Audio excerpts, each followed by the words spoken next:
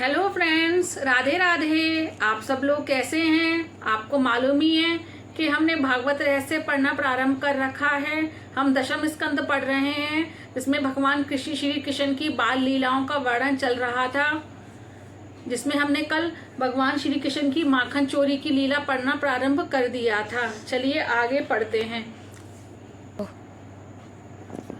कल हमने पढ़ा था गोपियां अपने बारे में बता रही हैं। एक गोपी बता चुकी है, दूसरी एक गोपी कहने लगी, माता क्या बताऊं, मैं दूध दही बेचने निकली, ना जाने कैसे मुझे लगा मेरी मटकी में कन्हैया छिपा है।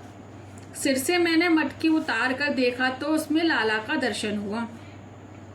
अब कन्हैया को भी कहीं बेचा जा सकता है। मैं कुछ भी बेचे बिना वापस घर लौटी तो बड़ी फजीहत होगी।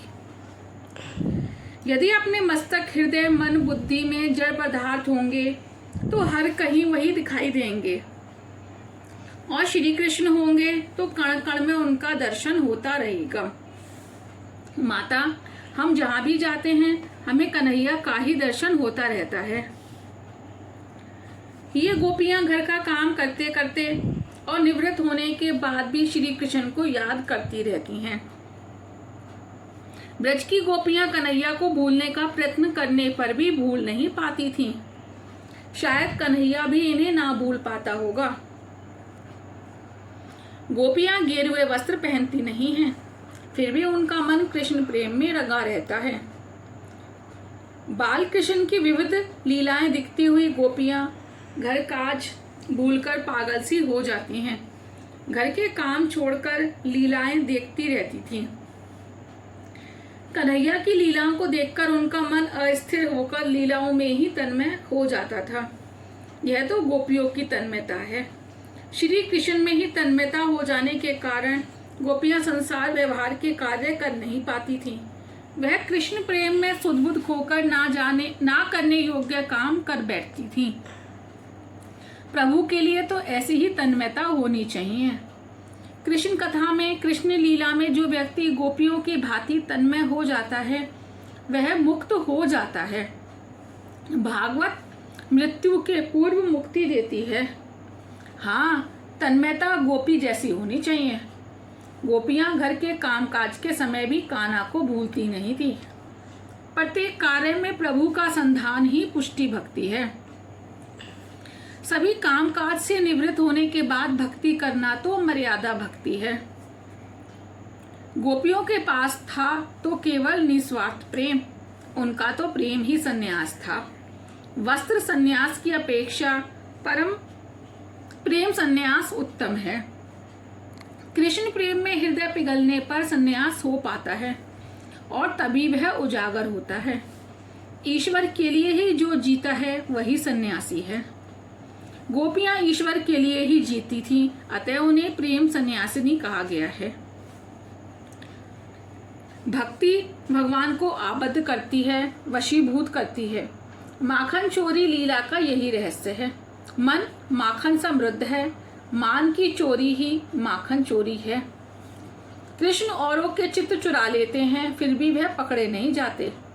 पकड़ जाने वाला चोर तो सामान्य चोर होता है, किंतु कन्हैया तो अनूठा चोर है। उन्हें तो गोपियों के मन का निरोध करना था, किसी भी अन्य विषयों में जाने से बचना था। गोपी अर्थात इंद्रिय। यशोदा जी ने गोपियों से कहा, अच्छा हो यदि तुम माखन छिपा कर रखो। एक गोपी, माता तुम हमें क्या सीख दोगी? मैं वैसे तो बड़ी हूँ, फिर भी क्या बताऊं क्या हुआ था। एक बार कन्हैया मार्ग में मिला तो उसने हंसते हुए मुझसे कहा, अगले दिन तेरे घर आऊंगा। मैंने सारा माखन अपने मायके पहुंचा दिया। कन्हैया ने दूसरे दिन आकर देखा तो माखन का नामो निशान नहीं था। वह आग बबूला हो गया। पलने पर सोए मेरे लाला को चुटकी भरते हुए कहने लगा, तेरी माता बड़ी कंजूस है, घर में कुछ रखती ही नहीं है। भगवान का आगमन होने पर यदि तुम सोए हुए पाए जाओगे तो वह तुम्हें रुला देंगे। तो वह किसी भी रूप में आ पहुंचते हैं और सत्कार ना मिलने पर रुला देते हैं। ईश्वर अपने गमन के समय सोए हुए को जगा देते हैं। ईश्वर कौन से रूप में आएंगे यह कोई बता नहीं सकता। वह तो बालक, वृद्ध, ब्राह्मण, चमार किसी भी रूप में आ सकते हैं। सो घर में आए हुए सभी का सम्मान किया जाए। ईश्वर का कोई एक रूप तो होता नहीं है, वह अनेक रूप धारण करते हैं। वह अनेक आकार वाले भी हैं, वह अरूप भी हैं और अनेक रूपधारी भी। यशोदा, सखियां, क्यों ना तुम सब अपने बच्चों को नेहर पहुंचा दो। एक गोपी, मैं माखन और बच्चों को नेहर रखाई थी। कन्हैया ने मेरे घर में कुछ नहीं पाया तो कहा, जिस घर में मेरे लिए कुछ भी ना हो वह शमशान के जैसा है। जिस घर में भगवान के लिए कुछ भी ना हो वह घर उजड़कर शमशान हो जाता है। मौज मजे में संपत्ति का अपव्यय करने वाले राक्षसी हैं। यशोदा ने कहा, तुम कह रही हो लाला शरारती है, किंतु वह तो मुझसे कहता है कि उसने तो कुछ भी नहीं किया है। तुम उसे रंगे हाथ पकड़ लाओगी तभी मैं मानूंगी कि वह चोरी करता है और तभी मैं उसे सजा दूंगी। प्रभावती नाम की एक गोपी ने कहा, इसमें क्या बड़ी बात है, मैं ही इसे रंगे हाथ पकड़ लाऊंगी। वह गोपी कुछ अभिमानी थी। कन्हैया ने तय किया, आज हम प्रभावती के घर जाएंगे। प्रभावती छिपकर बैठी थी। धीरे धीरे सभी बालक घर में दाखिल हो गए और कफलम कफलम बोलने लगे। कन्हैया ने छीके से माखन उतारकर स्वयं खाया, मित्रों को खिलाया और वानरों को भी दावत दी। उपकार चाहे कितना भी हो भगवान कभी नहीं भूलते। राम अवतार में वानरों ने वृक्षों के पत्ते खाकर मेरी सेवा की थी। उस अवतार में तो मैं तपस्वी था, अतः इन्हें कुछ दे नहीं पाया था। सो इस अवतार में उन्हें दही माखन खिलाऊंगा। मनुष्य कई बार वानर जितना भी संयम नहीं रख सकता है। वानर राम और सीता के सेवक हैं, सो वे राम फल और सीता फल का आहार कभी नहीं करते। यदि मानव वानर जितनी मर्यादा का भी पालन ना कर पाए तो वह उससे भी गया बीता है। सभी ने भरपेट माखन खाया। इतने में धीरे से प्रभावती बाहर निकली। मित्रों ने देखा तो कहने लगे, अरे कन्हैया, भाग वह आ गई। कन्हैया ने कहा, आने भी दो, क्या कर लेगी वह। प्रभावती ने कन्हैया को पकड़ लिया। वह उससे कहने लगा, अरे छोड़ दे मुझे, नहीं तो मेरी माँ तुझे पीटेगी।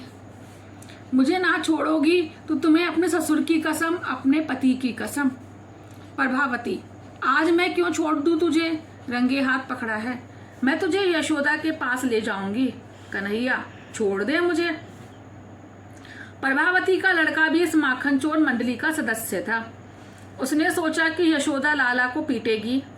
वह अपनी माता प्रभावती से कहने लगा, माता, कन्हैया ने चोरी नहीं की, मैंने ही सबको बुलाया था। मुझे चाहे जो सजा दे दे, किंतु लाला को छोड़ दे तू। प्रभावती ने सोचा, यशोदा हमारी बात कभी सच्ची नहीं मानती, सो मैं उसे सच्ची बात दिखलाना चाहती हूँ। यशोदा लाला को डांटेगी तो कोई बात नहीं, मैं पीटने ना दूंगी, लाला मेरा भी तो है। प्रभावती मान रही थी कि उसके सिवाय लाला को कोई पकड़ नहीं सका, सो उसने लाला को नहीं छोड़ा। सभी बालक रोने लगे। कन्हैया ने कहा, अजी डरते क्यों हो, मैं बड़ा अच्छा मजाक करूंगा। साधन करने से प्रभु हाथ में आ तो जाते हैं, किंतु साधन में से यदि श्रद्धा उठ जाए तो प्रभु भी चले जाते हैं। प्रभावती लाला को पकड़कर चली जा रही थी तो मार्ग में एक वृद्ध आ रहे थे। उनको देखकर प्रभावती ने घूंघट खींच लिया। कन्हैया ने प्रभावती से कहा कि उसके हाथ में दर्द हो रहा है, सो दूसरा हाथ पकड़ेगी तो अच्छा होगा। प्रभावती हाथ बदलने गई तो कन्हैया ने इशारे से अपने मित्र को पास बुलाकर उसका हाथ पकड़वा दिया। इस प्रकार कन्हैया मुक्त हुआ। वह भागता हुआ माता के पास आया और कहने लगा, माता, एक गोपी मुझे मारने आ रही है, मैंने उसका कुछ भी नहीं बिगाड़ा। माता ने उसे कमरे में बैठने को कहा। प्रभावती तो बड़ी उमंग से चोर को पकड़कर चली आ रही थी। उसने बाहर से ही चिल्लाते हुए कहा, अरे यशोदा जी, सुनती हो? देखो, आपके कन्हैया को मैं आज रंगे हाथ पकड़ लाई हूँ। इस चोर को सजा देनी होगी। यशोदा ने बाहर आकर कहा, अरे पगली है क्या तू? मेरा बेटा तो घर में ही है, ये किसका पकड़ के लाई है? ईश्वर को खोजना है तो अपने अंदर खोजो, उसे जो बाहर खोजता है वह दुखी होता है। निष्काम बुद्धि ईश्वर को हृदय के भीतर ढूंढती है, अतः शीघ्र ही पा जाती है।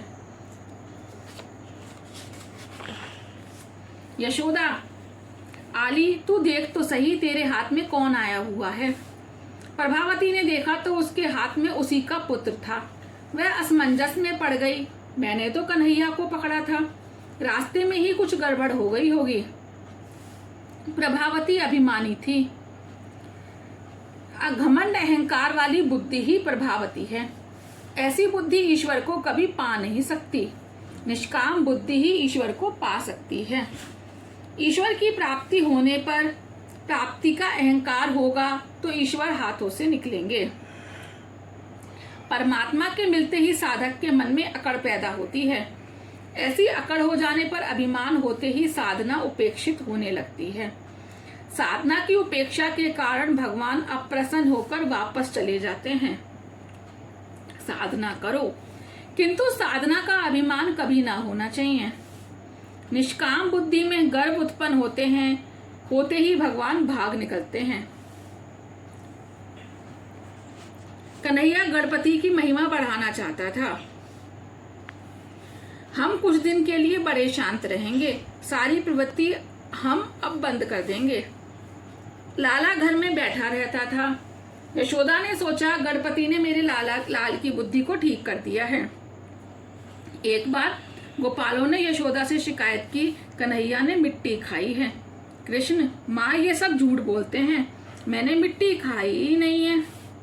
लाला ने तो मिट्टी नहीं ब्रजरज खाई है। मैंने मिट्टी नहीं ब्रजरज खाई है, ब्रजरज मिट्टी नहीं है। तुलसी जी सामान्य वृक्ष वनस्पति नहीं है, गंगा जी सामान्य नदी नहीं है, ब्रजरज साधारण मिट्टी नहीं है। श्री वल्लभाचार्य ने कहा, ज्ञान मार्ग के अनुसार कृष्ण कुछ भी नहीं खाते। वैष्णव मार्ग के अनुसार भगवान ने ब्रजरज खाई। भक्त मानते हैं भगवान भोजन भी करते हैं। राधे राधे। आज का इतना पूरा हुआ। कल हम पढ़ेंगे मिट्टी खाने के बहाने यशोदा जी को श्री कृष्ण द्वारा अपने मुख में ब्रह्मांड दर्शन। राधे राधे।